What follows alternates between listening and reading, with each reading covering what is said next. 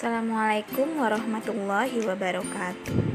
Apa kabar anak-anak ustazah? Semoga anak ustazah semua ada dalam keadaan sehat walafiat. Amin ya robbal alamin. Sebelum memulai pembelajaran, sebaiknya kita membaca Bismillahirrahmanirrahim. Kita bertemu lagi anak-anak dalam pelajaran pendidikan lingkungan hidup.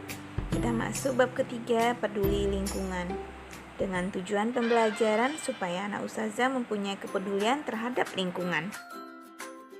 Manusia memerlukan makanan dan minuman untuk kelangsungan hidupnya. Sumber makanan yang diperlukan manusia dapat diperoleh dari hewan atau tumbuhan. Hampir semua kebutuhan yang diperlukan manusia diperoleh dari lingkungan. Sumber makanan, air, oksigen, sinar matahari, semuanya berasal dari lingkungan. Oleh karena itu, kita harus peduli terhadap kelangsungan lingkungan hidup. Agar kebutuhan manusia tetap terpenuhi, tentunya sumber atau asal makanan yang diperlukan harus dijaga agar tetap memenuhi kebutuhan manusia. Di antaranya dengan yang pertama, pembibitan tanaman. Tanaman bertambah banyak dinamakan berkembang biak.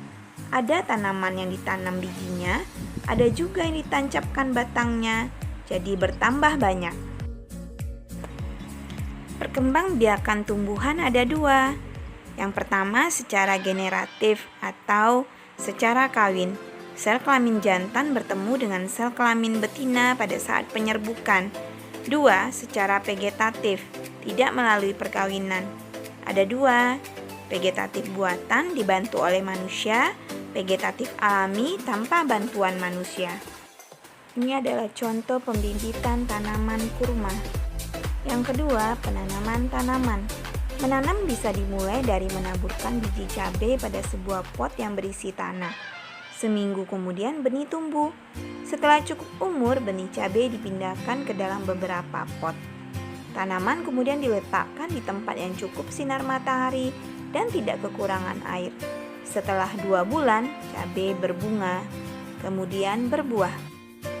Tujuan pembibitan dan penanaman adalah peduli terhadap lingkungan, supaya lingkungan tetap segar dan asri. Penanaman pohon juga dapat mencegah banjir. Penanaman pohon di bantaran sungai sedang digalakkan oleh pemerintah. Pemerintah juga menanam hutan yang gundul atau reboisasi. Ini adalah gambar warga yang sedang menanam pohon bambu di bantaran sungai untuk mencegah pengikisan tanah oleh air sungai. Yang ketiga, mengelola sampah. Sampah bisa berbentuk macam-macam, gelas atau botol plastik, kulit dan biji buah, bungkus makanan. Dalam kehidupan sehari-hari juga banyak sisa makanan. Bahkan banyak peralatan rumah tangga atau peralatan kantor yang rusak. Pengelolaan sampah adalah pengumpulan, pengangkutan, pengolahan, mendaur ulang sampah. Sampah sisa makanan diolah menjadi pupuk kompos, sedangkan sampah plastik dan kertas bisa didaur ulang. Pengelolaan sampah dilakukan untuk memulihkan sumber daya alam.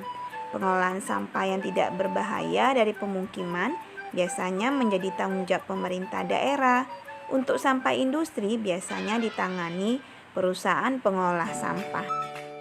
Ini adalah salah satu contoh pengelolaan sampah. Sampai di sini dulu pembelajaran kita pada pertemuan kali ini. Wassalamualaikum warahmatullahi wabarakatuh.